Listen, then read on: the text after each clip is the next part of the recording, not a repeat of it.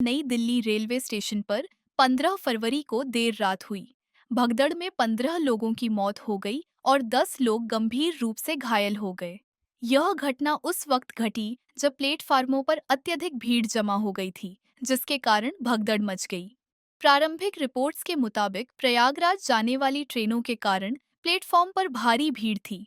इसके साथ ही ट्रेनों के ठहराव को लेकर बार बार प्लेटफॉर्म नंबर बदलने की घोषणाएं की जा रही थीं, जिसने स्थिति को और बिगाड़ दिया। मुख्य कारण भीड़भाड़ और प्लेटफॉर्म बदलाव। प्रयागराज जाने वाली ट्रेनों के कारण प्लेटफॉर्म पर अत्यधिक भीड़ थी।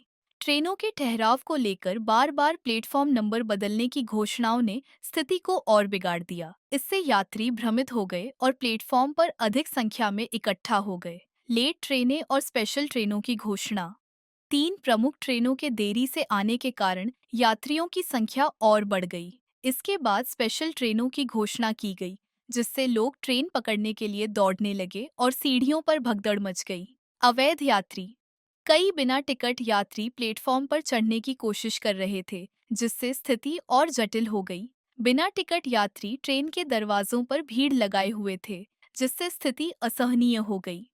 प्लेटफॉर्म नंबर 12, 13, 14 और 15 पर अत्यधिक भीड़ थी।